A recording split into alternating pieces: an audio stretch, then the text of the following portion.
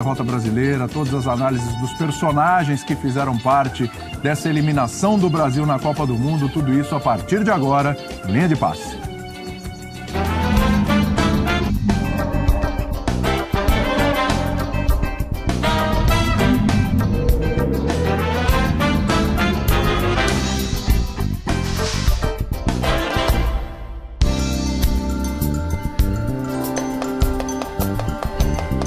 Muito bem, fã de esportes, o Linha de Passe está começando, vamos juntos até meia-noite.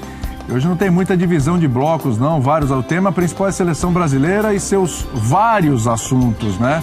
Afinal de contas, temos muito que falar sobre o treinador, sobre as opções que fez, sobre aqueles que não convocou, e aí não somos engenheiros de obra pronta, não.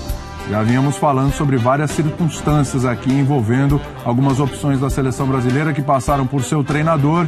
Lógico, também alguns jogadores que estavam lesionados, não estavam bem, que houve insistência, e a gente vai passar por isso. Vamos falar de Neymar, de Gabriel Jesus, da atuação de Paulinho, de William. Enfim, prepare-se muito para a gente comentar desse Linha de Passe, também com perspectivas para o futuro da seleção brasileira, sobre a sequência do técnico Tite, que não quis falar sobre isso na coletiva, né? Diz que é muito cedo para pensar nessa questão de sequência, mas já havia sido contactado pela CBF, mesmo durante a Copa do Mundo, para que renovasse o seu contrato. A hashtag é Linha Dia 23. Fale tudo o que você quiser sentir e pensar sobre a seleção brasileira na hashtag Linha Dia 23, tá bom? O programa de hoje tem as participações do Mauro César Pereira, do Chico Sá, Arnaldo Ribeiro e Jean Oddi, certo? E a sua participação além da hashtag com as nossas enquetes. Eu vou direto e reto para a primeira enquete, que é uma avaliação do que foi o futebol do Brasil nessa Copa de 2018, nos seus 5 jogos, aquele empate com a Suíça, depois 3 vitórias por 2-0, que garantiram classificação às oitavas, depois classificação às quartas, e agora essa derrota por 2-1 aí para a seleção belga. O futebol do Brasil na Copa de 2018, para você, foi o quê? Foi bom? Deu azar, acontece, confronto com uma seleção complicada ali, e para você foi bom? Foi regular? Ou seja, poderia ter sido melhor? Te decepcionou? Foi ruim? Ou para você foi péssimo o futebol da seleção brasileira nessa Copa do Mundo da Rússia? Você vai na hashtag Linha Dia 23 ou no nosso Twitter, o @linha ESPN, para votar, certo? Fique à vontade. Mauro, e aí não só simplesmente a resposta, aí a gente já começa as análises dos companheiros. Futebol do Brasil na Copa de 2018 foi o que para você? Boa noite, companheiros, fãs de esportes. Eu acho que foi um futebol mediano, né? Não mais que mediano.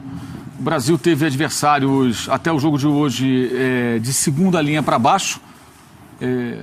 Venceu 3 jogos e hoje esteve diante do primeiro grande desafio, né? Poderiam ser 3 grandes desafios: Bélgica, a França e a final. Independentemente do finalista, a final é a final, né?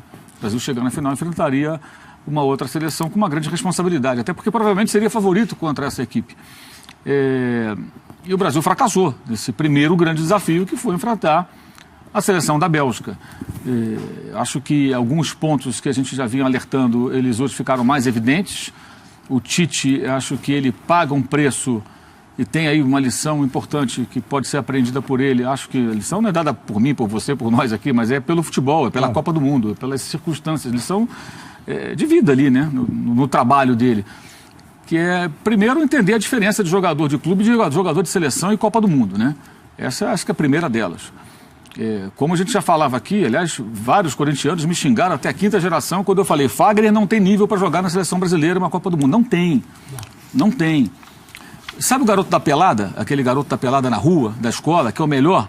Sim. Aí fala: pô, esse moleque vai ser jogador. Aí ele vai na peneira no clube, nem pega na bola, ou pega pouco na bola. É mais ou menos isso. Bom para o Corinthians, seria para o Grêmio, para o Flamengo, para o Palmeiras. Aqui no nível do nosso futebol, o Fagner é um bom lateral. Não é um jogador ruim. Mas numa Copa do Mundo, aí vai marcar o Hazard. E o Hazard nem jogou em cima dele como poderia ter jogado. Se jogasse o tempo todo espetado em cima dele, o tormento seria maior. Jogou muito, hein?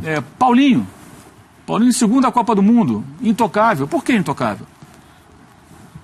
Qual era a opção, ao Paulinho? Fred, aí eu leio agora no UOL depois do jogo, Fred está machucado e não colocaram porque tiveram insegurança de colocar. Então por que não cortaram? Se machucou nos treinos na Inglaterra antes de viajar para a rua, por que não cortaram? Por que não foram buscar outro jogador? Por que o Fred machucado vai para a Copa, o Renato Augusto machucado se recuperou durante a Copa, o Fagner nenhuma e o Arthur não teve nenhuma chance praticamente, o Luan não encaixava. Jogadores Lego, né? Não encaixa, não serve. Não, pelo amor de Deus, gente.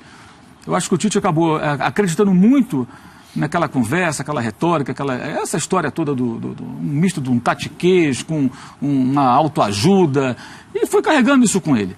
E achou que os jogadores com os quais ele pôde contar no Corinthians poderia contar na seleção, mas é um outro nível de enfrentamento quando você chega nessas fases de Copa do Mundo, né?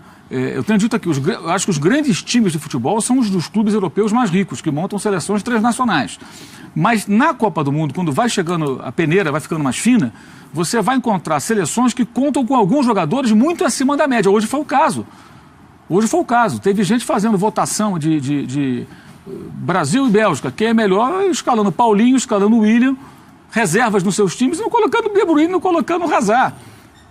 Tudo bem, tem gosto para tudo. Você em casa contrataria quem, se pudesse? Ó, o cara chega e fala, pro seu time, ó, dobradinha aqui, os dois belgas, antes do jogo mesmo, dois belgas, De Bruyne e Hazard, ou você quer Paulinho e William? Não brinca. Nem bêbado o cara vai escolher os dois brasileiros. Pode estar mamado, o cara fala, não, me dá os dois aqui. Só acompanhar um pouquinho de futebol, gente. A diferença é muito grande. E hoje acho que isso acabou acontecendo. Claro que o Brasil no segundo tempo pressionou, criou situações. Óbvio, você perde por 2-0, você vai encurralar seu adversário vai recuar e vai esperar. Porque tem uma vantagem muito grande. A Bélgica, óbvio que respeitou o Brasil, ela sabia que se não se fechasse, ela poderia ficar exposta e cometeu muitos erros defensivos. Logo no começo do jogo deu chances ao Brasil. A Bélgica tinha problemas na defesa, apesar de ter sido bem modificada pelo técnico Roberto Martins. Aliás, mais ou menos na linha do que a gente falou aqui, depois do jogo do Japão. Isso. Ele jogou com linha de 4, em alguns momentos virava 3 zagueiros. Quando o time tinha a bola, o Vertonghen virava zagueiro pela esquerda, com o Kompany e Alderweireld, e aí o Munier descia, e o Chadli, que era um dos meias, com Fellaini e Witsel, abria pelo lado esquerdo e viravam 3-5-2, uma coisa assim, né? Mas, em geral, 3-4-3 basicamente, mas em geral o time jogava quando se defendia com 4 ali na defesa, com 3 caras marcando no meio campo, e o De Bruyne solto, né? O De Bruyne vinha jogando como segundo volante quase ali perto do Witsel. Com a entrada do Fellaini e do Chadli, ele passou a jogar solto, como joga no City. Sim. Muitas vezes joga pela direita. A jogada que ele fez no gol, ele cansa de fazer gols assim na Inglaterra. A gente vê tantos aqui, a gente transmite o campeonato inglês. E uma jogada característica dele. Hoje, eu acho que o Martins corrigiu alguns erros de outros jogos e melhorou a equipe. Ainda assim, a Bélgica deu chance ao Brasil. E por que o Brasil não aproveitou? Porque não teve capacidade. Porque o Brasil não conseguiu aproveitar, porque o Brasil não teve competência. Paulinho não conseguiu acertar quando teve uma chance. O Gabriel Jesus teve 2 oportunidades, aos 14 e aos 35, não aproveitou. Uma com o pé, outra com a cabeça. O Neymar não conseguiu aproveitar, o Felipe Coutinho não jogou bem. Então, assim, o Brasil teve volume no segundo tempo e foi para cima. Tem que ir para cima. Tem qualidade técnica para, mesmo jogando mal, empurrar o adversário. E o adversário queria o quê? Se defender para contra-atacar. E não conseguia. Até porque o Lukaku deu uma pregada no segundo tempo, o Miranda dominou o Lukaku. Sim. Mas no primeiro tempo foi um pandemônio segurar o centroavante da Bélgica. E o Miranda sofreu um pouquinho também. Achei até que o Thiago, no primeiro tempo, consertou vários erros defensivos do Fagner, do Miranda, de todo mundo. Do Fernandinho. O Thiago jogou muito. Acho que foi o melhor brasileiro na Copa do Mundo, para mim, foi o Thiago Silva. E hoje teve uma atuação, mais uma vez, muito boa. Corrigindo, como eu disse, erros dos seus colegas. Então o Brasil teve volume no segundo tempo, mas é aquela coisa, se empata, é muito mais circunstancial do que um jogo de imposição, um jogo de organização, contra o adversário que até se encolheu muito, que tinha problemas defensivos, mas que sustentou o resultado. Um adversário que muita gente debochou antes do jogo, a gente falou sobre isso aqui ontem, né? Piadinhas, previsões de goleada, essa coisa toda, que são as lições do 7-1, que muita gente do Brasil não aprendeu, a gente continua achando que só nós brasileiros sabemos jogar futebol. Né? A Alemanha pode ser, a Argentina, como está bem, vai lá, né? Talvez aí, sei lá, a França, Espanha, a Itália, se formar um novo time bom, tem um certo respeito. Não, mas os outros não jogam nada e tudo. Eu achei que foi uma situação parecida, também como a gente discutia ontem, com o jogo de 2010 da Holanda. A Holanda venceu todos os jogos até enfrentar o Brasil, aí virou aquele jogo 2-1. Hoje não foi virada, mas acho que a Bélgica ela foi vista mais ou menos como a Holanda há 8 anos. Uma seleção que ninguém está ligando muito, ganhou, mas os adversários não são fortes. E mostrou que tem jogadores com qualidade, como a Holanda tinha naquela ocasião, tanto que foi a final, e quase ganhou aquela final contra a Espanha. Como a Bélgica tem time, acho que para chegar até a final. Não sei se a gente vai tirar lições, a gente que eu digo o futebol brasileiro, disso tudo, porque eu tenho observado que a repercussão da derrota, como disse outro dia aqui, sabiamente Eduardo Tironi, é a cobertura mais dócil, talvez, da história da seleção brasileira numa Copa do Mundo. Os passadores de pano estão lustrando a derrota com muita energia. Não é aquele produto que faz para brilhar, Caol, sabe? Não, acho que é que você passa no negócio de... um troféu. Caol. É um caol. Passa ali para brilhar. Estão passando ali para tentar brilhar, tentar encontrar virtudes no fracasso. A seleção brasileira é time grande. Time grande, quando perde, tem cobrança. Quando perde um jogo importante, eliminado, tem cobrança. Sim, e a cobrança é fundamental para você fazer as reflexões e você corrigir rotas. Se você fica passando pano, amigo, você vai se acostumar com a derrota e vai continuar sendo eliminado por times europeus. É a 4ª vez seguida. Então, assim, não foi nada surpreendente, mas nada não poderia ser mais, digamos assim, natural essa eliminação numa Copa do Mundo, onde grande parte dos brasileiros acreditou, pelo menos na imprensa, que o centroavante que não faz gol é bom porque ele limpa o vidro pros outros, vidro do aquário para os outros peixinhos brilharem, como disse o Cuca outro dia, né? E muita gente concordando com isso. Né? Houve gente procurando 1001 explicações para as atuações de um jogador que é jovem, que é bom jogador, que é promissor, mas que nitidamente não estava pronto. Eu falei que outro dia, o gol contra o México, que o Neymar fez, a bola passou pelo Gabriel. O Gabriel não alcançou. Aí o Neymar foi lá e consertou, botou para dentro do gol. E que o Brasil poderia precisar de um gol que ele poderia não aproveitar. Hoje aconteceu isso. Ele teve chance e não aproveitou. Vamos crucificar o Gabriel? Pelo contrário, muito pelo contrário. Ele é um menino, ele é novo, ele está em formação, mas não estava preparado para ser o titular absoluto. Deu sinais disso. O Tite insistiu com ele. Ficou agarrado a essas tais convicções. É um erro do treinador. É óbvio, é evidente, né? Com a chancela de muita gente. E os argumentos que foram procurados e apresentados para justificar a permanência dele do time desafiaram a nossa inteligência. É achar que só algumas pessoas entendem de futebol, que existe só uma visão única de futebol. Que a única visão do futebol é a visão de quem olha para a parte tática, como se o futebol fosse um jogo de bonecos ali dentro do campo. Não é assim. Existe uma série de questões, inclusive as reações humanas, o nervosismo do jogador, a ansiedade, aquela coisa de ter que marcar, no caso que é o drama do centroavante, tudo isso está embutido ali dentro daquela história. Né? E o Gabriel, acho que ele não é o culpado. Ele não aproveitou as oportunidades, mas ele foi colocado ali, houve uma insistência que acho que foi indevida. Enfim, houve erros, esses erros foram discutidos aqui muitas vezes por nós antes, e acho que o Tite deve continuar, porque ele é o melhor técnico brasileiro. Acredito que ele possa tirar lições importantes daí no ciclo inteiro de Copa, se preparar melhor para um outro Mundial, principalmente entendendo as diferenças fundamentais entre os jogadores que foram úteis para ele num clube e o que é um confronto de seleções numa Copa do Mundo. Mauro tocou num ponto importante. O Tite pagou um pouco o preço pela inexperiência numa competição desse tamanho? Acho que tem um pouco de soberba e muita crença na... Soberba? Muita crença naquele discurso da autoajuda e muito glorificado por tudo que é nós, jornalistas, etc., uma parte da tal imprensa, etc. Acho que isso fez com que ele hoje largasse mão a grande palavra dele, a palavra-chave, a flor de obsessão dele nessa Copa foi equilíbrio, que o time tinha que ter equilíbrio. O time do Brasil no primeiro tempo teve tudo menos equilíbrio. Time ruim, aleijado, time ruim de se ver. Eu acho que a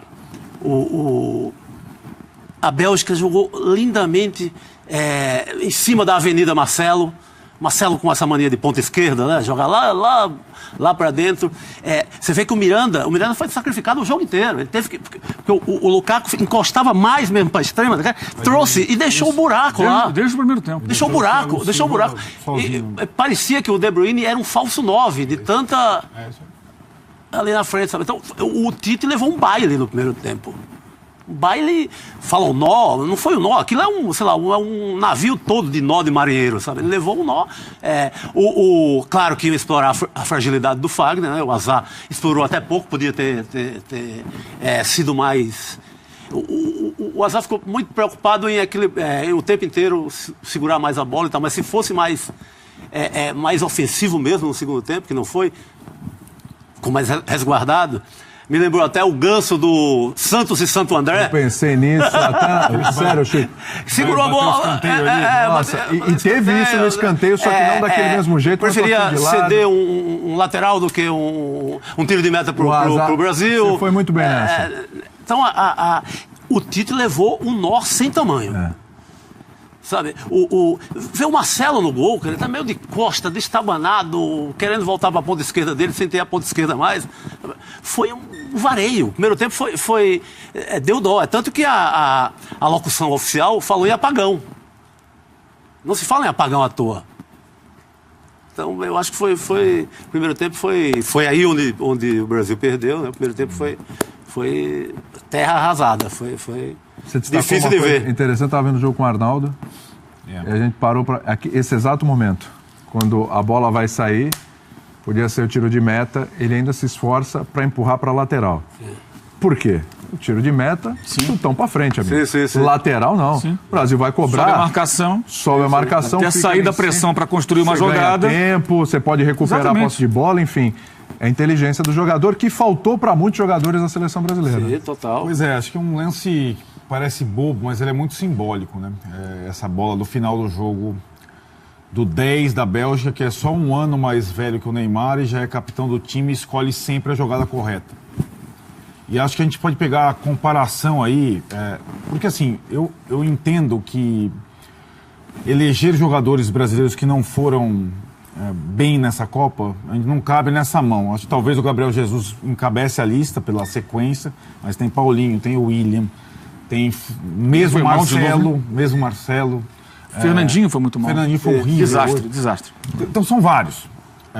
Mas assim, eu acho que a grande responsabilidade para uma seleção grande numa Copa do Mundo é o seu comandante e seu principal jogador. E a gente, em vitória, empate ou derrota, a gente tem que falar do comandante, o Tite e o Neymar. São os dois timoneiros da seleção brasileira. Então eu acho que esses caras estão em mais discussão. Talvez na história recente das eliminações para os europeus, como o Mauro falou, tenha sido a menos, não digo vexatória, não foi vexatório, porque pelo menos para a gente, era uma possibilidade bem grande. Analisando o que existia entre as duas seleções. Era uma possibilidade. 2006 contra a França, acho que o time brasileiro faltou tudo, não faltava jogador, mas faltou alma, faltou entrega. Foi um vexame no sentido da não competição. 2010 contra a Holanda, e o Mauro citou o paralelo entre Holanda e Bélgica, fora os países vizinhos, charmosos e belíssimos, que são os países com aquele tamanhozinho que produzem jogadores fabulosos. 2010 teve a coisa da virada e da pane, essa sim, uma pane mental de descontrole. O Brasil tomou a virada em 15 minutos e acabou. Em 2014 foi o maior vexame da história das Copas e hoje o Brasil, digamos, vendeu mais caro. Embora, acho que a conclusão que o Chico teve aqui, o Brasil tenha perdido a classificação no primeiro tempo. Viraram a partida de 2-0 na Copa do Mundo é para poucos. A Bélgica conseguiu. Mesmo ela conseguiu. Sim. Mas era o Japão, que é uma seleção mais frágil. Virar uma partida 3-2 contra a Bélgica é muito difícil. O Brasil fez um bom segundo tempo, mas talvez já fosse tarde demais. Então não acho a eliminação é um vexame completo, os caras têm que ser recebidos aqui com ovo. Não acho isso. Agora, acho que o Tite foi mal na Copa e acho que o Neymar foi muito mal na Copa. Eu vejo o Tite em relação aos demais treinadores da Copa do Mundo, ele esteve muito atrás. Todos souberam, inclusive o técnico da Bélgica, usar melhor os seus jogadores de acordo com o adversário. Ele foi um exemplo. E, de fato, a gente não era nenhum insight. Era óbvio que a seleção belga mudaria. Talvez a sacada, o toque foi essa coisa do Lukaku mais pro lado do campo, arrastando um zagueiro, e o De Bruyne entrando no pedaço. A escalação, eu sabia, o Mauro sabia, a gente sabia que vai jogar o Fellaini e vai jogar o Xavi, que era o time que virou o jogo com o Japão. E não teria a linha de 3 zagueiros. Todo mundo sabia isso. E o Brasil não preparou nada especial para a Bélgica. Essa é uma questão que eu fico entre a soberba e o limite. Eu acho que é mais limite do que soberba. Falta aos treinadores brasileiros, falta ir além em algumas situações. Falta se preparar de acordo com cada adversário. A Copa é jogo após jogo e tem uma diferença grande entre um jogo e um outro. Sim. Entre a eliminatória e a fase de grupos não quer dizer absolutamente bulhufas. Arnaldo, a gente tem uma mania de crucificar o tal que a gente chama de professor Pardal. Cara, mas eu acho que o técnico tem que ser um pouco isso, inventar novos times para Ele ocasião. tem que ter um tempero aí, né? Então, tudo bem, eu acho isso aí, Chico. Eu acho que passa pelo nosso entendimento de futebol, do povo brasileiro. De fato, o técnico que mexe a cada jogo é taxado do professor Pardal. E esse é o futebol atual, você tem que mexer até pela questão física.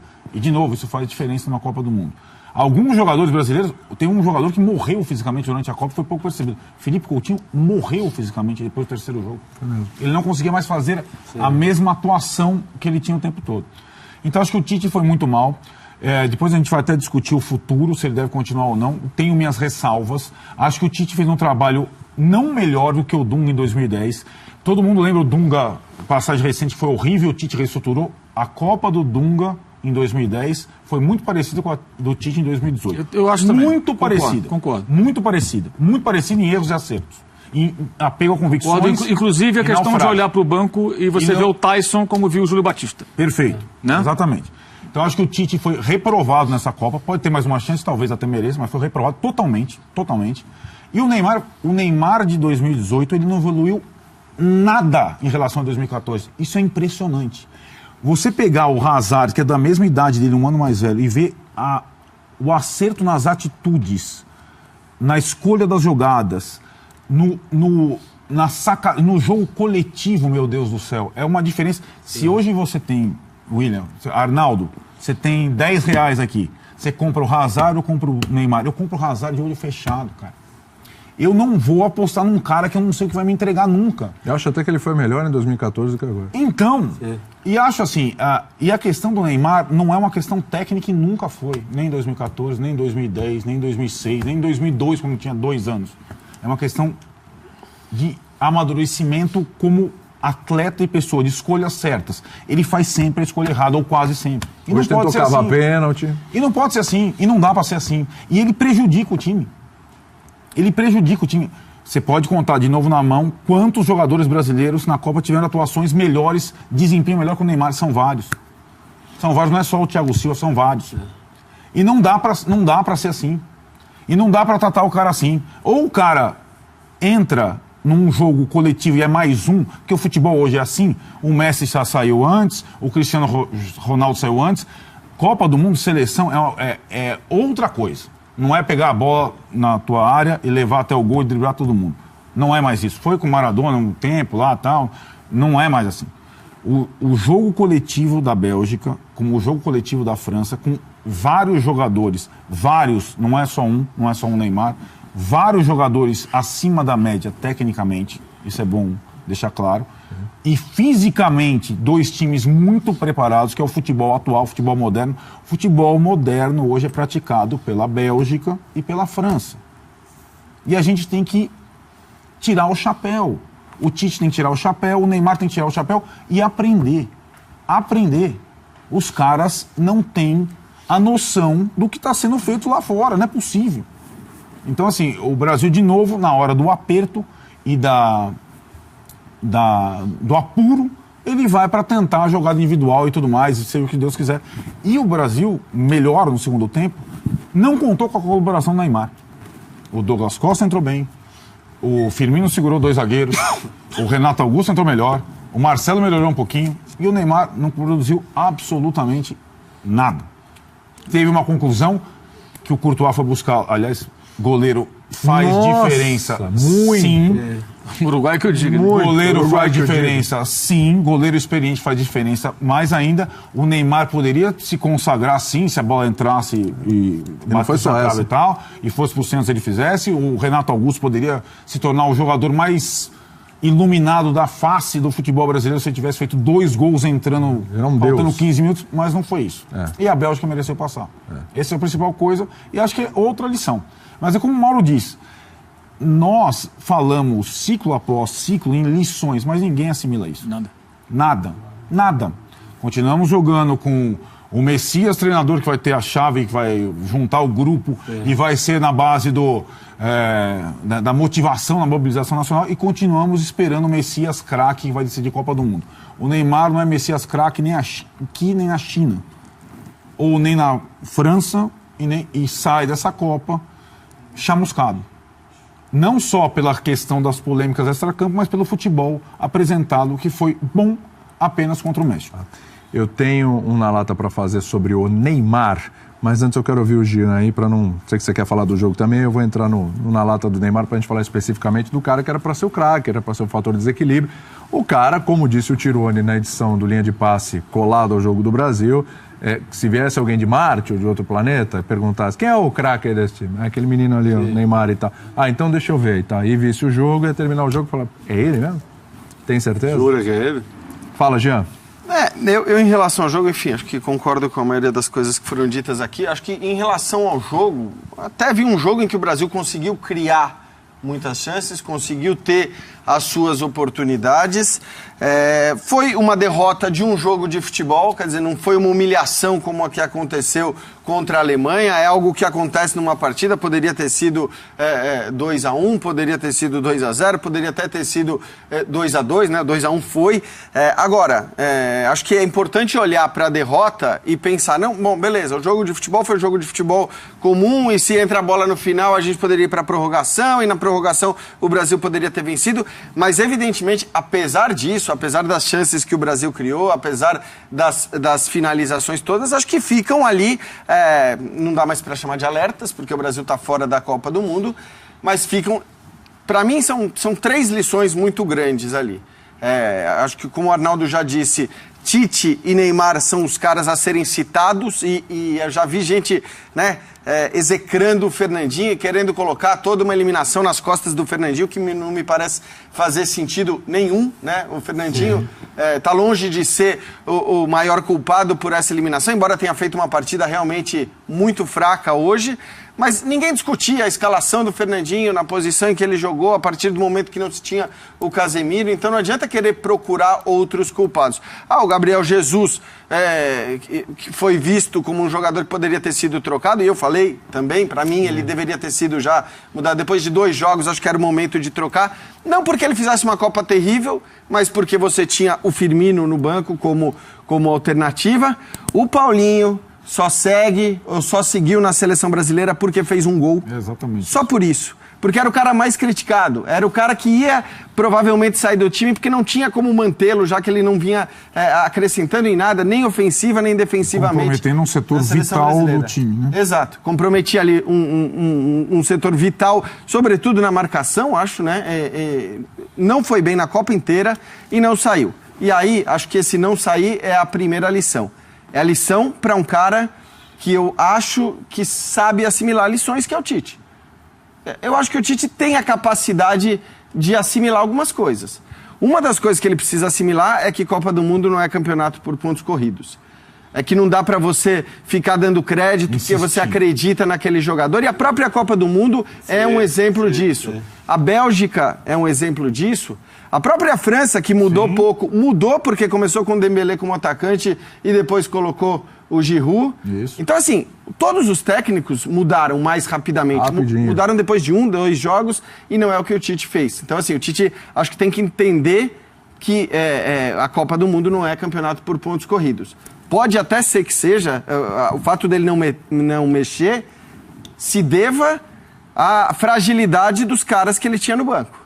Mas aí também vai para a conta dele, né? Porque se o Fred foi convocado, já não estava bem fisicamente quando foi convocado e não teve condições de entrar durante o jogo todo, aí a responsabilidade é da comissão técnica. Se o Tyson, que era alternativa para o William, não entrou em nenhum minuto sequer da Copa do Mundo, a responsabilidade também é de quem levou o Tyson. E isso a gente disse desde o começo que ia ser muito difícil o Tyson entrar. E a gente viu hoje, de novo, com a entrada do Douglas Costa, como mexer ali poderia ser importante. Quer dizer, o Douglas Costa talvez tenha sido, estou de acordo com o Mauro, o Thiago Silva, melhor jogador da seleção brasileira na Copa do Mundo, estou de acordo. Mas olha, o Douglas Costa, por minutos jogados, o que ele entregou, talvez esteja ali na... Alto nível, né? Alto nível. Pô. Então, assim, acho que essa é uma lição que são lições que o Tite pode assimilar. E a gente espera e até imagina que ele vai continuar sendo o técnico da seleção, e acho que com essas lições talvez ele evolua. Aí tem a lição para os ignorantes sobre futebol, né? e acho que essa é a menos importante, porque gente falando bobagem tem o tempo todo. Então, hoje para mim ficou muito claro que mais do que uma atuação convincente da Bélgica como conjunto, como equipe, como sistema tático, foi a atuação de uma incrível geração belga que venceu o Brasil. Sim. Uma geração que tem o Hazard, uma geração que tem o De Bruyne, que tem o Lukaku, que tinha o Mertens no banco de reservas, que tem vários bons jogadores. E para mim a Bélgica ganhou porque tem esses bons jogadores. Sim. Porque as oportunidades que esses caras tiveram não foram tão diferentes das oportunidades que o México nos seus 20 minutos iniciais teve contra o Brasil.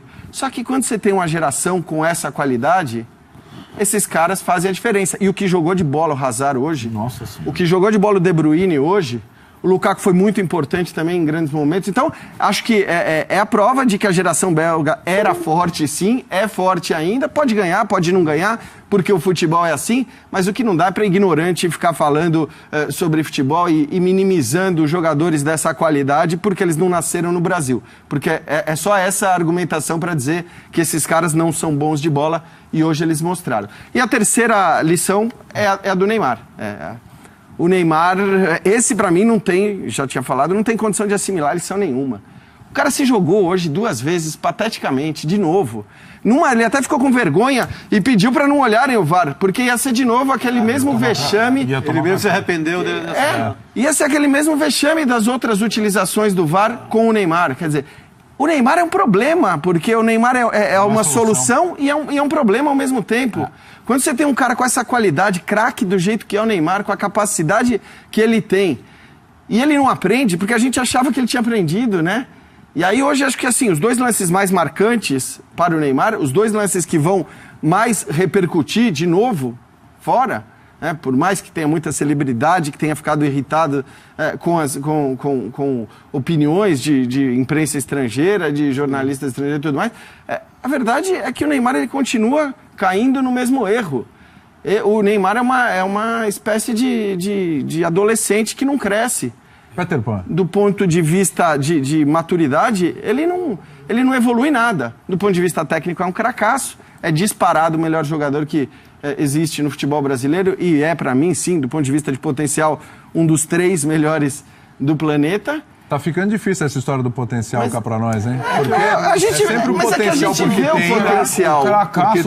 O cracaço também é saber definir, escolher as melhores jogadas a cada lance.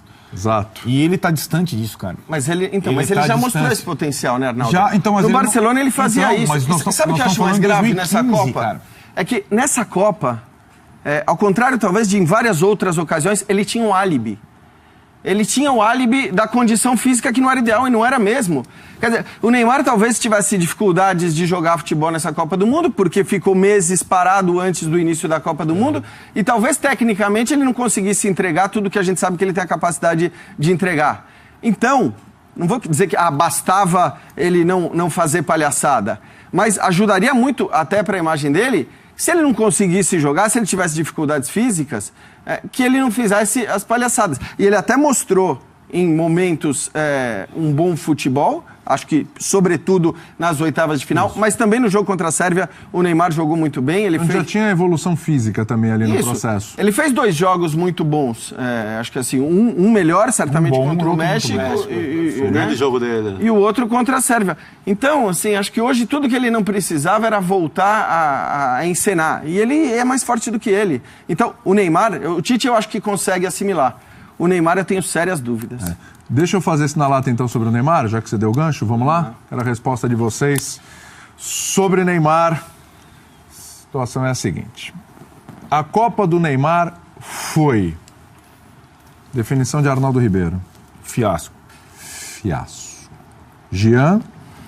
Queima filme. Chico? Acho que a palavra é fracasso, né? Acho que ficou por aí. Fracasso. Como diz a canção, fracasso, afinal. Mauro? Medíocre. Pra mim, pior que 2014. Por incrível que pareça. Sim, foi. Por incrível que pareça. Lesão à parte, tempo parado à parte.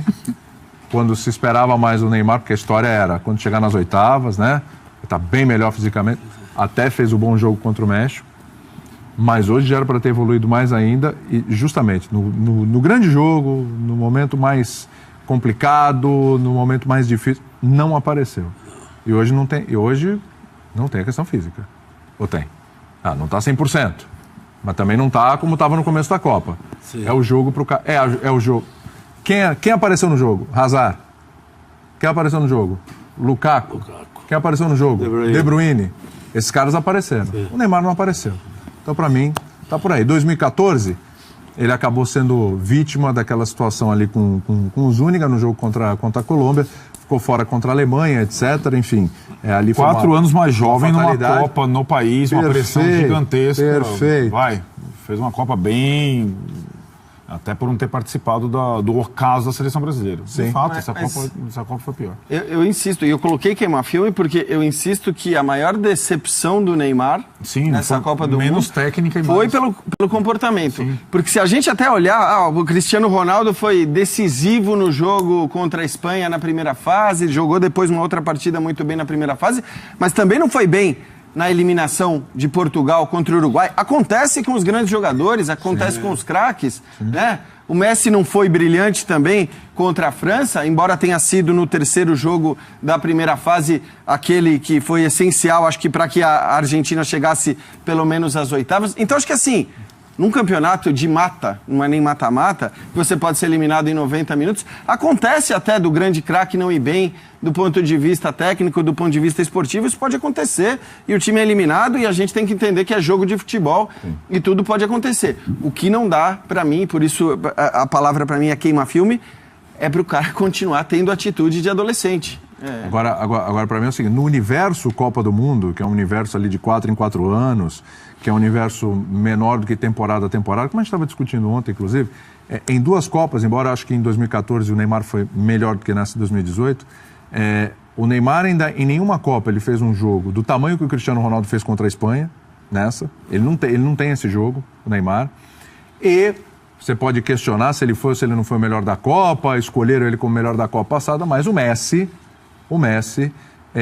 teve uma participação na campanha da Argentina na Copa passada que o Neymar não teve com a seleção brasileira ainda. Isso para a gente deixar nesse universo Copa do Mundo. Porque assim, uma coisa é o cara, num determinado momento, aquele jogo não encaixou, não deu certo e tal, foi eliminado e o craque não apareceu. Mas eu já vi o Cristiano Ronaldo em Copa do Mundo, já vi até o Messi em Copa do Mundo. Mas o Neymar eu não vi ainda, Mauro. Pois é, e falando do Messi, né? O Messi disputou essa Copa do Mundo, chegou com 30 anos, saiu com 31, né? Fez 31 anos no dia de São João, né? O Neymar chegará à próxima Copa com 30 anos, quase 30 anos e meio. Então a diferença é de 139 dias entre os dois ali. Não é exatamente, mas a diferença é... Do aniversário do Neymar até o do Messi são 139 dias. Então a idade é quase a mesma. A do Messi em 2018 é que o Neymar terá em 2022. Diferença de meio ano, aproximadamente. Lembrando que a próxima Copa é em novembro, ou dezembro, né? É verdade. Então terão praticamente a mesma idade que em fevereiro o Neymar vai completar. Então vai ter diferença de 2 meses. Assim. O Neymar será na próxima Copa 2 meses aproximadamente mais jovem do que o Messi era nessa Copa. Isso. Ou seja, a mesma idade, empate técnico, né? Com uma diferença, algumas diferenças, né? Não sei quantos títulos o Neymar terá, importantes até lá. O Messi tem vários, inclusive junto com o Neymar. O Messi chegou nessa Copa, num time bagunçado da Argentina, mas com um título que escorreu entre os dedos, né? E eleito o melhor jogador do Mundial, queiramos ou não. Em 2014 ele foi escolhido o melhor do Mundial. O Neymar sequer será cogitado para isso, mais uma vez.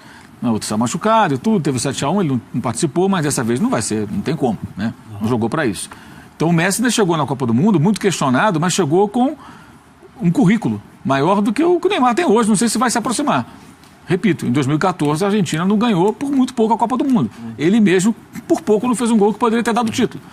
O Higuaín perdeu aquele famoso gol feito. Então assim, escorreu entre os dedos. E o Neymar não tem sequer esse cartão em Copa do Mundo. É o que você falou, ele regrediu de fato em relação à Copa passada. Eu falo medíocre de mediano mesmo. Sim. Porque teve uma participação boa contra a Sérvia e contra o México. Fez bons jogos ali. O primeiro jogo dele foi patético. O segundo jogo dele, pífio também. Aquela encenação, aquelas bobagens todas e tal. Chorou, enfim. E hoje foi muito mal. né? E hoje aquele jogo é para o cara assumir o jogo. De novo, na comparação com o Messi. Mesmo no caos contra a França, o Messi deu uma assistência no final do jogo para o gol de cabeça do Agüero. Isso é importante. Assumir o jogo não é, de novo, pegar a bola e entrar com ela, com bola e tudo dentro do gol. Liderar a equipe no momento de dificuldade. Perfeito. Né? É começar a desestabilizar o adversário com capacidade individual, com um bom passe, quebrar a marcação e fazer com que o adversário sinta, porra, esse cara tá a fim de resolver o jogo, porra. Né? E ele não fez isso hoje, tirando essa bola muito bem chutada que o Courtois foi buscar. Mas foi um lance que ele deu pensado. pro Coutinho, ele deu pro Coutinho Sim. chegando, né? O outro faltou É verdade. Por cima. Então, assim, ali o Coutinho foi mal até. Então, assim, é uma participação muito pequena para um jogador desse tamanho, desse talento. Na comparação com o Hazard, são dois jogadores super habilidosos, né? O Hazard tem muita habilidade. Mas o que me parece, o Hazard, ele é um ano mais velho, mas ele é uns 10 anos mais malandro, mais maduro, mais experiente. Isso aí, dá essa impressão. O outro... E aí o que acontece? Aí eu vou passar para Tite e Neymar. O que pode melhorar no Tite? Eu acho que o Tite é um camarada, já mostrou isso, capaz de... O Tite foi cercado, isso acontece com todos os técnicos, né, de seleção brasileira. Chega a época de Copa do Mundo, ele vira garoto propaganda, ele é muito bajulado e tudo mais. Todos os técnicos vivem essa situação. O Tite não foi diferente. Não muda, né? Isso não, mesmo que isso atrapalhe, acho que de alguma forma. Não muda. Tem um pouco de rejeição também. E eles, fora o Dunga, né, se submetem a isso. Isso eu acho que é da virtude do Dunga. O Dunga não entrava nesse oba-oba. Nada. Né? Uma das poucas virtudes que eu vejo no Dunga. Mas nesse país é uma e o virtude. tratamento dado à imprensa não tinha privilégios em geral. Ele tratava todo mundo igual. Se tratava mal, tratava todo mundo mal. Mas não tinha aquela coisa, país é uma virtude. Vou tratar todo mundo igual, aí vai lá no Jornal Nacional. A gente fez isso. Exato. Que aí vai, tudo bem, mas não é igual. Desculpa, mas não é igual. Então, assim, eu acho que o Tite, ele é um cara mais velho, mais maduro e que já mostrou que ele é capaz de repente, tirar lições daí. Desde que ele consiga isolar a horda de puxa-saco que cerca o técnico de seleção brasileira. Os passadores de pano. Que ele consiga ouvir as críticas e pensar, poxa, será que eu errei aqui? E conversar e fazer uma terapia nas conversas com os amigos de verdade que vão falar, cara, tu fez uma bobagem aqui, sabe? Olha aqui, cara, que besteira. Por que você levou esse jogador?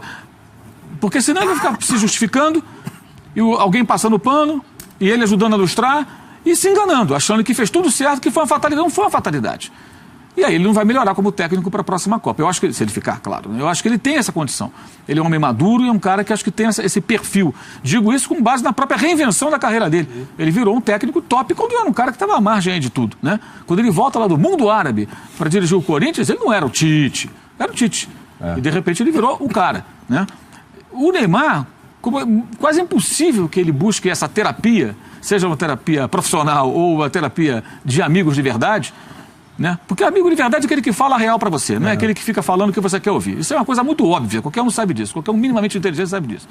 Não sei como é que é a relação com os parceiros, mas assim, o que a gente percebe é que ele é cercado de pessoas que só paparicam. Inclusive gente que nem sei se convive com ele, famosos, famosinhos, famosões. Né? São bajuladores. Bajuladores. E isso o prejudica porque ele não amadurece. Ele tá sempre, é sempre um menino Ney. A primeira coisa que ele tinha que fazer é olha, não me chame de menino Ney. Eu sou homem agora, tenho 26 anos, tomar vou jogar bola. rumo na vida. Depois do jogo contra a Sérvia. Foi uma coisa bizarra. Foi um negócio absurdo, porque parece que assim, você tá esperando o cara fazer algo minimamente positivo. Longe do que ele pode realizar. Longe do que ele pode realizar, para absolvê-lo de absolutamente tudo, como se ele tivesse certo, não ligue pro que fala. Inclusive o Rivaldo com aquele post lamentável. Pô, Rivaldo, né? Aí jogue no chão. Aí é um misto, né? Jogue no chão. Do Rivaldo, né? É um misto de pegar carona, né? Pra ficar bem com o famosão. Pra você também aparecer ali, tem um pouco disso também. Pegar o cara da onda e vai. Em outros casos também falta de peito de falar o que acha. A pessoa nem acredita de repente naquilo, mas ela fala outra coisa pra ficar bem com todo mundo. Compõe. Vamos compor? Vamos compor. É mais fácil compor do que enfrentar. Ele precisa romper isso, ele romper essa barreira. Agora, vai conseguir, cercado dessas pessoas? Não é difícil. Vai continuar o quê? O que estão falando para ele agora? Quando a seleção se desmanchar, né, e cada um seguir seu caminho, o que as pessoas do convívio dele dirão para ele? Alguém vai chegar e falar, pô, mas vamos reavaliar aqui o que você fez, seu comportamento, você realmente buscou aquilo que você pode fazer de melhor? Você ajudou como poderia ter ajudado a seleção do Brasil? Você se ajudou como você poderia ter se ajudado? Vamos analisar aqui com calma. Será que alguém fará isso? Não. Então a tendência é o quê? Pelo que se viu assim que acabou o jogo até agora, é ter visto o Esse contrário. pessoal tem inveja de você, você que não gosta de você. Os outros é que jogaram mal. Tem e visto o tal. contrário, Então, tem visto. Ele daqui a tá 4 sendo anos. Parabenizado, ele está sendo assim. A gente não tem visto nada de. Tem uma palavra no Nordeste que é mais do que. É mais do que passar o pano, é mais do que qualquer coisa que se chama xeleléu. Xeleléu é o cara que faz um agrado, mas um agrado que passa da conta. Então, ele está rodeado de xeleléus. A vida do Muito Neymar boa é um essa grande expressão, Chico. Xeleléu. Vamos adotar o xeleléu. Enquanto tiver só isso. Como tem xeleléu por aí. X ou com CH? Xixi, é tudo X. Vocês viram, não, ouviram, por exemplo, a mensagem do Kaká pro Gabriel Jesus? Que foi divulgada, mandou pelo Instagram. É só aquela coisa também, é geral, gente. Vamos lá, você é bom, faz o seu, seja feliz, jogue como se estivesse jogando na rua. Não tá jogando na rua coisa nenhuma, tá jogando na Copa do Mundo, irmão. Não é o jogo da rua. E na rua o bicho já tinha pegado. Ele E o Kaká, olha o Kaká, eu tô falando do Kaká, foi um grande jogador, jogou Copa do Mundo, foi o melhor do mundo, quando era jogador do Milan. Seria melhor, de repente, se ligasse pro cara e falasse, cara, cuidado com isso, não faz. O Kaká não tem nada para corrigir na atuação do menino? Vai embora ligar e fala assim, o Gabriel, é o seguinte, posso te ajudar? Posso dar um toque? Pô, é o seguinte, cara, faz assim, faz assado. Eu joguei com um centroavante que fazia tal movimento, evita essa situação, reparei que naquela bola que você dominou, pô, faz diferente. De repente ele ajuda o moleque, ele dá uma força pro cara. Mas o que as pessoas querem? Não, elas querem botar na rede social, porque pode ser compartilhado por outras pessoas, inclusive com a televisão mostrando, e falando palavras de incentivo que não levam a nada, que faz até o cara pensar que é só jogar como se estivesse na rua. O Lukaku, né? O Lukaku tá vendo aqui, o Lukaku tinha 21 anos, a idade do Gabriel na Copa passada. Começou titular, terminou reserva. Primeira fase titular, começou a ser substituído, contra os Estados Unidos já foi pro banco, e contra a Argentina no jogo da eliminação nessa fase, nas quartas, né? Lá em Brasília, 1-0, gol do Higuaín. Ele já estava no banco também.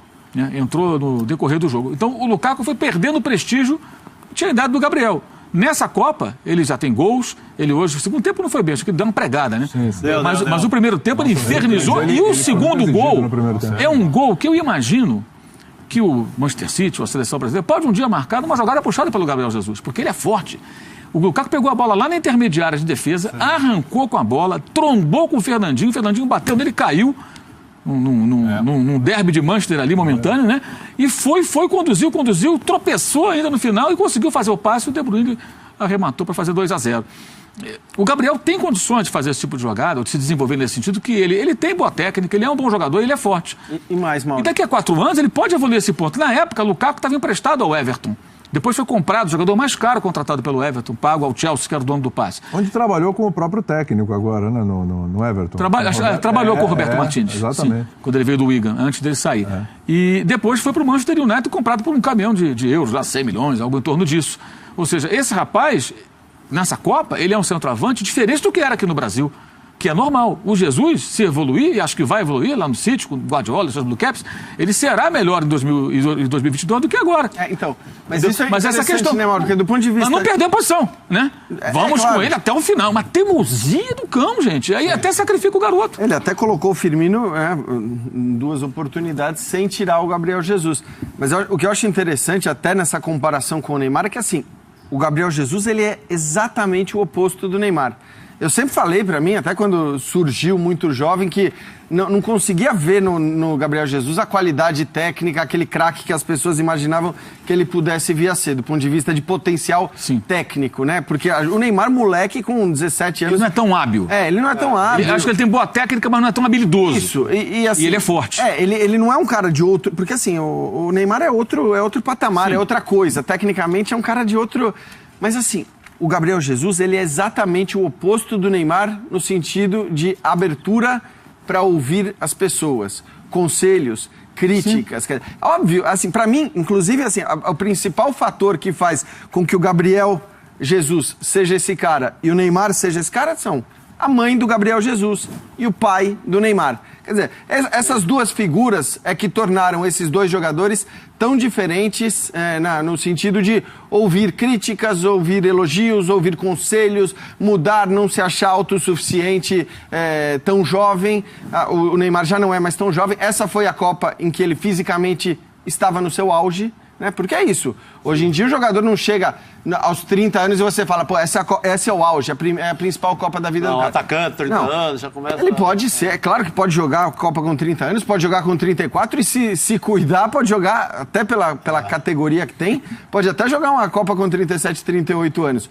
Mas, em tese, 26 anos, né? É aquele momento que o jogador está no seu auge. E ele, até aqui, ouviu muito pouco as pessoas. Quer dizer, se é que as pessoas têm coragem de chegar para ele e orientá-lo. No Gabriel Jesus, a gente sabe que ele é totalmente aberto a isso e até por isso deve evoluir. Evoluir até quanto, né? Mas então, essa é uma questão. Essa questão é bem interessante porque que o Neymar faz parte do seleto grupo de jogadores fabulosos, tecnicamente falando, sim, é um consenso. Mas o que a gente vê de 4 anos para cá, pode ser esse recorte do último Mundial, é vários jogadores não geniais se aproximarem do potencial dele do que ele propriamente se aproximar do potencial do Messi e do Cristiano Ronaldo. Então, é o Hazard, é o Griezmann, são outros jogadores que jogam hoje um futebol mais completo que o Neymar.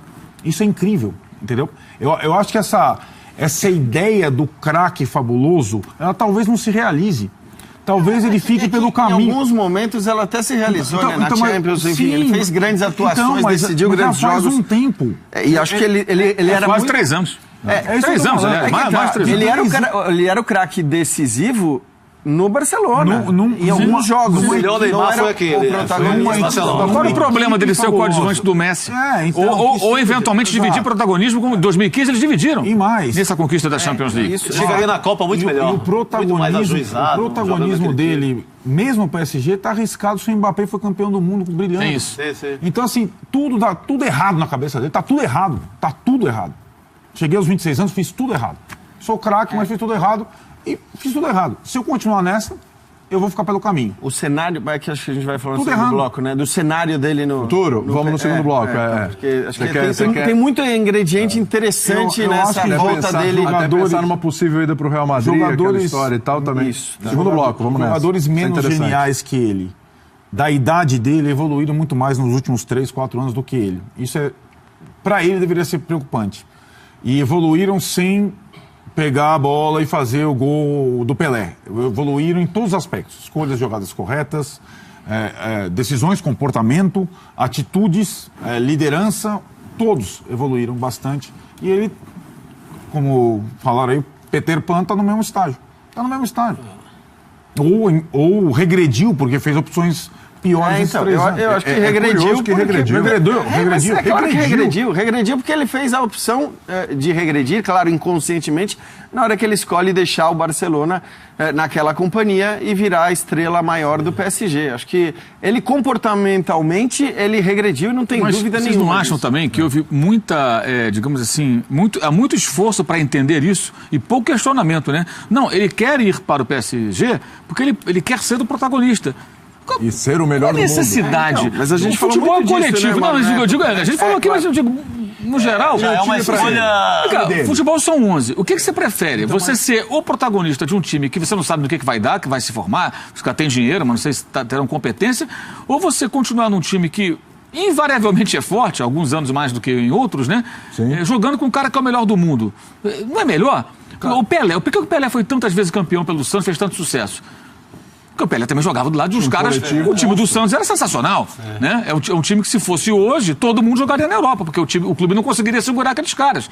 Por que o Zico brilhou tanto no Flamengo nos anos 80? Porque, pela mesma razão, saía um jogador para jogar na Itália, era um estrangeiro, depois aumentaram para 2. Na Inglaterra não tinha estrangeiro nenhum na época aqui da América do Sul. Foi Mirandinha para lá e olha lá. Então os caras ficavam no Brasil. Então, agora imagina se o Zico ficasse no Flamengo jogando com um bando de perna de pau. O Pelé no Santos lá com o Xeleléus.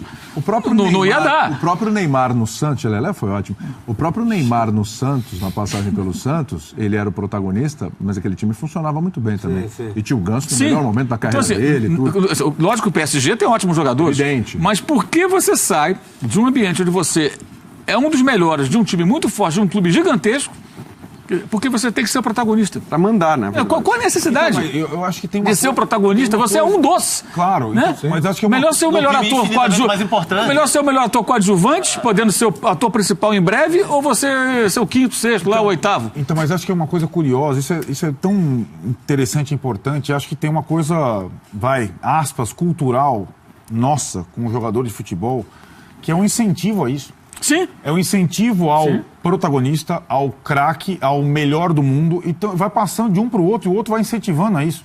Quando, entre aspas, basta jogar bem para o seu time. Então, a gente estava assistindo um jogo junto, lembra? Sim. O cara pegava na bola, o que a gente ouvia? Vai para cima, vai para cima, vai dentro. Não, toca e vai receber lá na frente, você vai fazer o gol. Isso. Não vai para cima, vai dentro. Você tem 15 na sua frente, toca e vai receber ali. A história do passe e do drible, não é sério? Não, de verdade, de verdade. Esses meus exageros...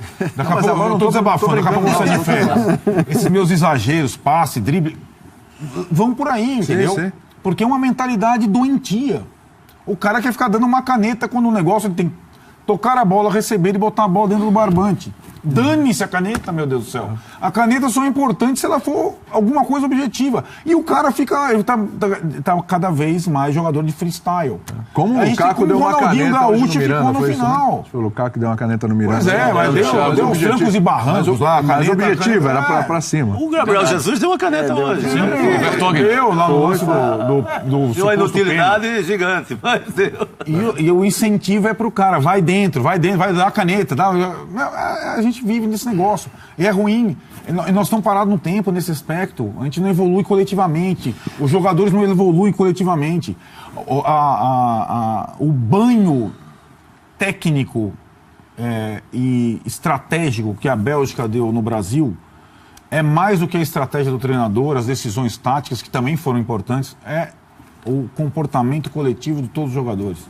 Maduro, na decisão correta e tal. Os caras podiam perder, como o Jean falou, podia ser 2-2, os caras podiam perder nos pênaltis, e os caras fizeram, enfim, um jogo de gente grande contra uma seleção grande. Eles podem morrer para a França, acho que até a França tem mais condição de passar, tem mais alternativas. Mas, de novo, também praticam futebol mais ou menos dessa forma. Sim. O cara não precisa ser um malabarista genial, porque ele está se perdendo com essa coisa. Agora, sobre pouco vítima também da cultura de celebridade, que é uma cultura atualíssima e tal, mas ele encarna isso com... Ele gasta muita energia, muita bala com isso, né? Isso tem muita importância para ele.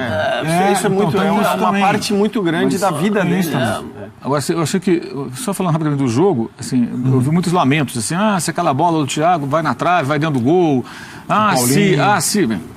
de novo o Si. O erro do Renato Augusto, quando ele chuta para fora aquela bola de frente pro gol, o Renato Augusto fez um gol de cabeça, mas ele não é um bom finalizador. Sim. Aquilo ali é o quê? É deficiência técnica. O Renato Augusto não é um bom finalizador. Jogador, acho que superestimado. Mesmo no Flamengo, lá quando surgiu, nunca foi um cara que arrematou bem pro gol. Pode fazer pesquisa, quantos gols ele faz por ano? Poucos. Para um cara que joga no meio campo com uma chegada toda hora na área. Então não tem si. Tem o quê? Incapacidade para fazer uma boa finalização de frente para o gol, sem ninguém na marcação, o goleiro chutar para fora. Antes acertou a cabeçada, não fez. O chute errado do Coutinho, que bate bem para o gol, mas errou. O lance do início do gol foram duas chances meio aleatórias, né? A bola que bate lá no joelho, sei lá, na coxa do Thiago, quase vai dentro do gol, e o gol contra, que abre o placar. Teve um para cada lado, a Bélgica teve mais sorte.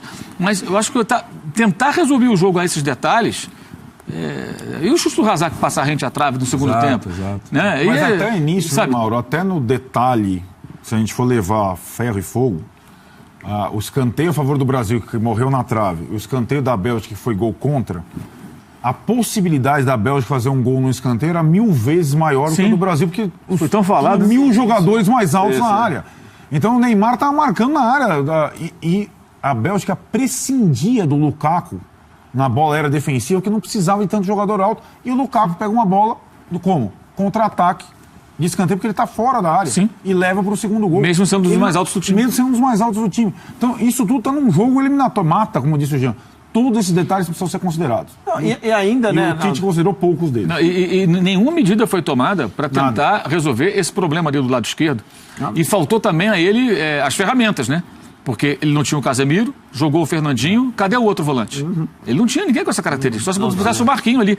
Você falou do Coutinho cansado, Coutinho é um jogador que não é a característica dele ter que voltar tanto para ajudar. Mas o sistema com o Gabriel, com o Neymar, com o Coutinho jogando, voltando mais atrás, tendo o Paulinho, que não é um grande marcador, e só o Casemiro ou o Fernandinho, ele cobra um preço. Nesse jogo, talvez fosse até o caso de mexer no time, como mexeu o Roberto Martínez. Perfeito. Então, o Roberto Martínez soltou o De Bruyne, solta o Coutinho. Exato. Não. Você não tinha o Casemiro? Coutinho, mata os caras do lado. Não tinha o Casemiro, jogava o Fred. Ah, mas o Fred... Então, peraí, aí desculpa, amigo. O Renato Augusto, sim. O Renato Augusto. Ou o Marquinhos de volante. Não sei, aí é um outro problema. O problema é dele. Mas sabia que eu fui lá em o Chadli, quando jogava no Tottenham, agora está no West Brom, ele não era lateral esquerdo, ala esquerda, ele jogava como um cara de lado pela ponta. E foi usado numa outra função.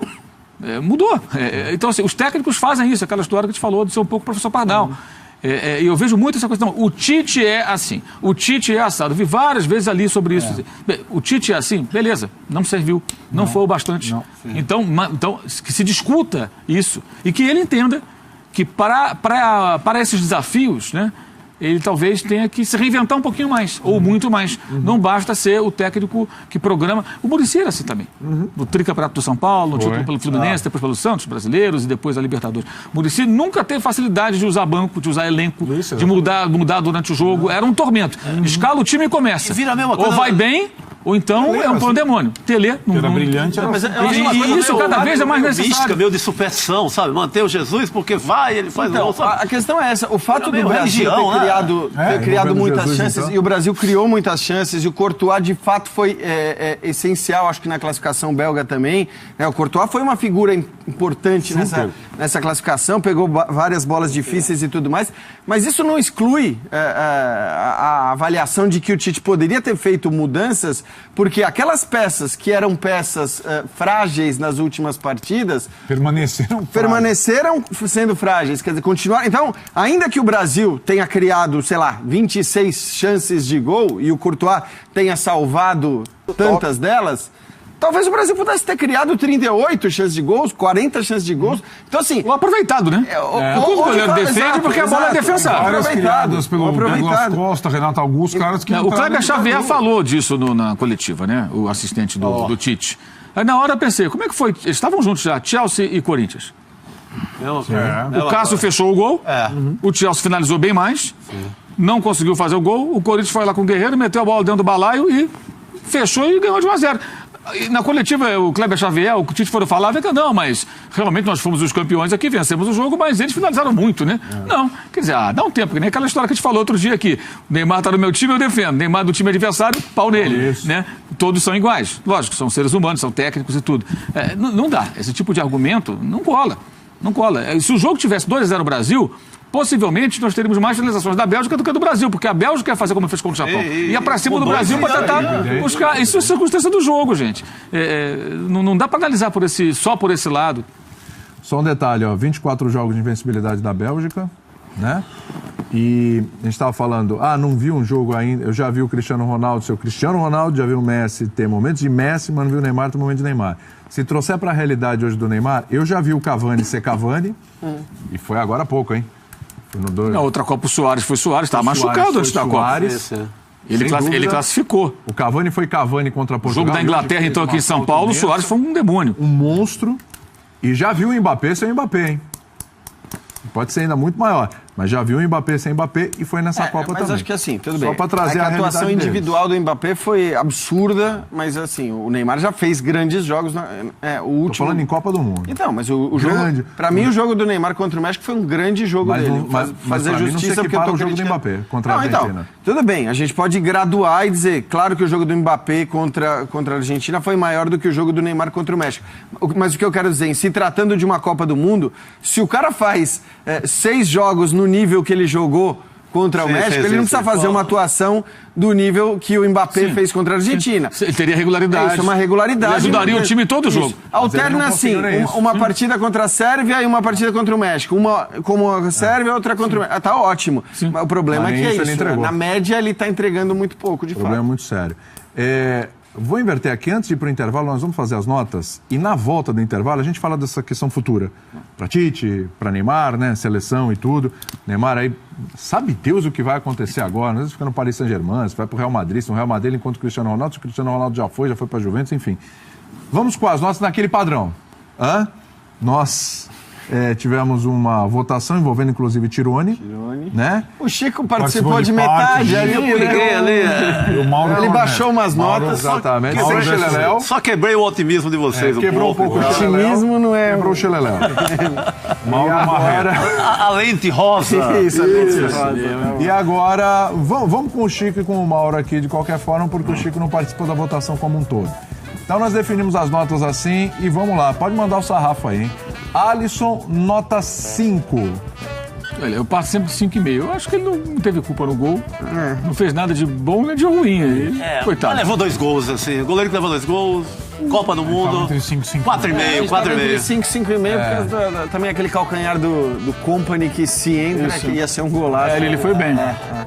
Ele defendeu uma outra bola do De Bruyne, eu acho que... A defesa... tá bom, Eu acho que a votação é pelo jogo. Sim. Eu acho que a Copa do Alisson foi absolutamente normal. Ele jogou pouco pra ele. Mas é aquela história também, não adianta. Não precisa chegar tantas vezes. Se chegou algumas... do Brasil, normalmente assim, com 2 gols. O Fagner ficou com 5, tá bom pra você? Eu acho muito. O quê? 5? Acho que tem que ser um 4. Eu daria um 3,5 pra ele aí. Muito bem dado. Que senão você vai... O Fagner hoje, ele demorou a tomar cartão amarelo. Parecia o jogo de um adulto com uma criança. Falou perdidaço, né? Perdido, um profissional com um amador. A diferença técnica é absurda. O Fagner não tem nível para jogar na Copa do Mundo como titular da seleção brasileira. É um jogador bom para um clube. E isso é um erro grave de avaliação, porque ele convocou o Daniel e 8 vezes, né? Ele convocou o Fagner, ou seja, não preparou outro lateral. Ia convocar quem? Convocasse o Fabinho, que virou volante no Mônaco, agora foi pro Liverpool por 50 milhões de euros ou libras, mas jogou muito tempo na lateral. Experimenta o cara, testa o cara, olha, volante, lateral, será que dá? O Mariano, que jogou no Sevilha, que está lá na Turquia, sei lá, busca um outro jogador da posição com mais experiência internacional. Tô nem dizendo que tinha que ser o Mariano. Ele não buscou, ele confiou no Fagner. Era o backup lá do Daniel. E jogou o Fagner. Não tem nível para jogar na seleção brasileira de Copa do Mundo. É jogador de clube. Está acostumado a marcar o Ederson do Flamengo para marcar o Hazard. Aí nem achava o Hazard. Se o Fagner toma o segundo amarelo, é expulso, enfim, se machuca, quem vai entrar na vaga é um jogador que também não é lateral, já atuou na posição, mas seria não o Marquinhos. Marquinhos. O Fabinho o quê? Também já atuou na posição, mas não é o mais... O Fagner é uma convocação só pela confiança do técnico no cara que ele comandou no clube. Isso é um erro crasso de avaliação. Na minha opinião, E eu acho que ele levou um vareio hoje, nota 3,5 para mim, ele ganha. Thiago Silva vale um 6,5? São muito bonzinhos. Vale. Sim. Talvez até mais, coitado. Até o 7. Corrigiu muitos erros ali, coletivos e individuais. Boa Copa dele. Miranda 6 ou um pouquinho mais ali pro Miranda? Cara, ele é muito sacrificado ali de ter que correr atrás do Lukaku. Tá bom. Acho que o segundo tempo ele se recuperou. Primeiro acho que ele sofreu bastante. O segundo foi melhor. Marcelo 5,5? Muito ou pouco? Acho que muito, viu, cara? Eu acho. Acho muito. 5 tá bom. A cara dele daqui pra lá é a turma do Xeleléu. Esse é outro ponto que eu acho importante. O Marcelo, você tem que criar um time que aproveite o potencial do Marcelo. Hoje eu até coloquei lá no Twitter, peguei lá, adoro brincar com isso lá, peguei um mapa de calor lá de movimentação do Marinho Chagas, a bruxa, em 74 do Marcelo. Na Copa de 74, o Marcelo nos jogos que ele tinha feito nessa Copa. Aí você vê o Marinho apoiando o ataque. O Marcelo, muito mais, é outro futebol, claro. Então o cara que era o lateral dos anos 70, que um safanão do Leão. Depois. Isso, que atacava demais e tal, que era um ótimo jogador, ele descia menos do que o Marcelo vai no ataque. O Marcelo é um jogador que ele é brilhante descendo. Você tem que ter um sistema que proteja ele. Eu acho que o Tite não se preocupa com isso. Vai ser um grande meio-campista já, né? Vai ser... ou até utilizando outra função. Tem essa possibilidade. Até falar de futuro, tem essa possibilidade. Vamos Eu daria 5 pro Marcelo. 5 pro Marcelo. O Paulinho 4, é muito? Paulinho? Tá bom, né? Tá bom, né? Fernandinho também 4? Não. Eu daria menos pro Fernandinho. 3. Né? 3. O Fernandinho fez um gol contra, foi atropelado pelo Lukaku. Eu gosto muito do Fernandinho, acho ele um ótimo jogador. Sim. E é um cara legal também, então, mas, enfim, paciência. Levou uma trombada do Lukaku ali, errou alguns passes ali, estava nitidamente descontrolado, nervoso, que é normal. Mas muito pelo desmantelo do time também, pelo posicionamento do time no geral, e não só para ficar na E aí tem assim, dele. se fosse o Casemiro, Não sei também se ia sofrer, não, porque é diferente jogar contra a Sérvia, a Suíça, o Casemiro... e jogar hoje. Vamos lá. Também teria O problemas. Casemiro sofreu a Copa inteira. Não, e hoje também sofreria. O cara jogou sozinho no meio de campo brasileiro. Então, esse é o caso. E aí... Hoje era um jogo para os dois. É claro. Não podia ter os isso, dois, então buscar uma outra saída. É incrível isso. A gente vai voltar para nós rápido. Mas hoje o jogo, assim, o caminho do Brasil era tão óbvio. México, Bélgica, França. Final. Se fosse passando. Hoje o jogo com a Bélgica era assim, na cabeça do Tite, tem que jogar. Eu tenho que trabalhar para esse jogo eu ter Casemiro e Fernandinho, Felipe Coutinho solto. Mas assim, óbvio. Sim. Ele perdeu o Casemiro no cartão, prefiro manter o Coutinho aqui, ficou com o Paulinho, entrou o Fernandinho sozinho, desastre. Ficou barato. Primeiro tempo era para ter sido aniquilado e depois o Brasil reagiu. Podia ter virado 3-0, sem dúvida, o primeiro tempo. Vamos ver a sequência ali? Vamos lá, que eu não tenho as notas ainda de cabeça. Então as notas, aí vai, né? Vamos lá. Cortei você. Não, mas relaxa. Vamos lá que tá bom o papo aqui. Vamos lá. O Xará com 5 ali, tá bom? Cara, foi generoso esse 5. Se o Fernandinho tá com 4, acho que tem que baixar um pouco aí. Fala aí, Mauro. Quanto? 4? 4,5, 4. Ele no jogo... Foi bem no jogo passado, segundo tempo. Na Copa de 2014, no Chelsea. Assim... Jogador 5. Ele é um jogador 5? Eu sempre achei. A vida dele é 5? Isso não quer dizer que ele seja ruim, pelo contrário, tem vários... Não, mas jogador 5 não é um jogador bom. Não é titular da seleção brasileira, jamais. Jamais. O Chelsea também sim. O Chelsea ele teve rendimentos bem melhores do que de um jogador 5. Então, ele jogou bem no segundo tempo contra o México. A gente México. falava sobre isso. Chelsea, William e Hazard. Não tem comparação. Então, não tem comparação. Não dá. 5 talvez seja crueldade. No jogo, você achou? No Chelsea. Não. Chelsea. Sim. Então tá bom. Os outros 5 eu concordo. Estamos ampliando aqui, notas para a vida do jogador. Para a vida. A história, a biografia, né? Nossa senhora, vamos lá. Próximo, Coutinho, na sequência, Coutinho 5.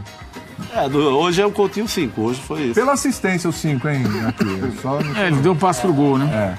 Senão ia ser menos. Mas engolido pelo meio campo. E rifando uma bola ali que ele sabia que não tinha. Espremido ali, uma barreirona, ele chutando em cima do cara. Pra quê? Aquilo só pra dizer que tá chutando, né? Foi pouco certo desespero ali, né? Já desespero. Havia um certo desespero. Ele carimbou aquela barreira ali o tempo todo, quando podia ter buscado a opção ali pelo lado. Menino Ney. Eu tinha até dado 4,5, mas eles preferiram 4. Acho que até eu mantinha o 4,5. 4,5 está de bom tamanho.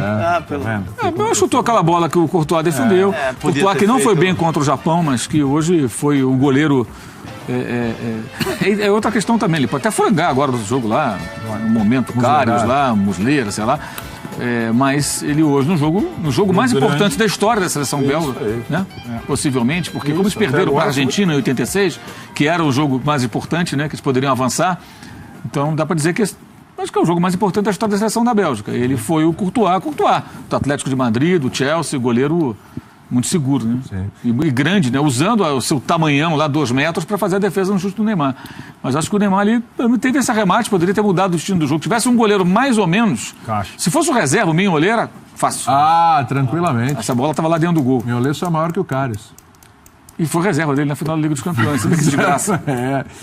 Vamos para a última agora. Lembrando, né, a Bélgica iguala o seu maior feito em Copas do Mundo, quando em 86 chegou na semifinal e acabou perdendo para a Argentina 2-0. Do Maradona. Com o gol do auge. Maradona. O gol ou gols do Maradona, aquele 2-0? 2 gols do Maradona. São 2, né? Um golaço. Não foi espetacular que ele chutou, já se meio de virando, né? Depois saiu de pé. Isso. Caiu e saiu de pé. Saiu de pé. Brincadeira. Aquela Copa lá, brincadeira. Gabriel Jesus, 4,5. Acho que baixa um pouco aí essa bola, né? Você travando, 0 gol. Mas só no jogo hoje. São tático que eu não vi. 4, né? 4. 4. Eu só preciso levantar aqui um pouco dos desarmes, dos espaços. Tem também um subjetivo na avaliação do Jesus, né? Que é o que existem as ações táticas dos jogadores que você traduz em números, e existe uma outra também, que é uma que só os gênios veem, sabe? Então não é em desarme, não é em interceptação, não é em roubada, não é nada. É um negócio aí que só os gênios veem, que transforma um atacante que não faz gol em primordial para um time de futebol. Eu fiquei maluco, porque eu sempre achei que o atacante... Eu falei quantas vezes que do Guerreiro no Flamengo. O Guerreiro é muito mais jogador que o Gabriel Jesus, claro, muito mais velho. Guerreiro é aquele que vem torta voadora, eu falei já aqui também, tijolo, pedra, ele pega, bota no chão, amacia e distribui para os companheiros. Mas não é um matador implacável, como deveria ser, como o típico 9. E por conta disso, muitas vezes, o time que ele ainda defende, que é o Flamengo, deixou de vencer jogos importantes. E eu sempre falei isso aqui, centroavante, cara, ou você vai fazer os gols ou você vai servir alguém. Na rede, meu amigo. Ou vai colocar alguém ali, ó, vai empurra para dentro do gol. Se não faz isso, alguma coisa não está encaixando aí, está faltando algo. E é o caso. E tivemos aí a busca por explicações, nem o Tite estava... Aliás, também teve o Tite com o Silvinho falando sobre, depois da vitória sobre o México, né? Com um tom professoral, não, porque o Gabriel faz não sei o quê, bababá, os externos, então, o negócio até com uma certa empáfia. Quer dizer, que isso me incomoda, porque parece assim que só quem adota esse discurso entende de futebol. E como se quem não adotasse esse discurso não fosse capaz de compreender a importância dos aspectos táticos dentro de uma partida. É óbvio que existe a importância, mas se superestima isso para justificar uma decisão equivocada de um técnico. Para passar pano, acho que o Gabriel sai com ferimentos não leves da Copa do Mundo, chamuscado, porque foi bandido numa fogueira. Porque ele não estava correspondendo, ele demonstrava que não estava preparado, não estava maduro, talvez na outra Copa, por isso citei aqui o Lukaku, que perde a posição na Copa de 2014, e se insistiu com o menino e ele ficou coitado. E não conseguiu. Né? Hoje faltou o gol dele, teve 2 chances, aos 14, aos 35 do primeiro tempo. Não aproveitou. Talvez se estivesse jogando pelo City, pelo Palmeiras lá atrás, ele fizesse mais à vontade, sem essa culpa, porque é diferente também. Seleção, Copa do Mundo, o planeta está te vendo jogar, é uma outra pegada. E eu acho que ele, a nota dele não pode ser maior do que a do Neymar. Acho que foi uma atuação, acho que inferior até do Neymar. O Neymar levou mais perigo do que ele pro time belga. Sim. Agora, repito, quero deixar bem claro, eu não estou crucificando Jesus. Pelo contrário, acho que ele é mais vítima do que outra coisa, de uma insistência patrocinada por muitos que defenderam arduamente isso, tentando, muitas vezes, transformar quem não pensa assim em bobo. Que não enxerga nada, que não entende futebol. Só eu entendo, só nós entendemos. Para com isso, né? Esses saem bem chamuscados também dessa Copa do Mundo. Nota do professor Adenor no próximo bloco. Vamos para o intervalo e a gente vai falar um pouco de futuro, principalmente desses 2 personagens, do professor e do craque. Voltamos já.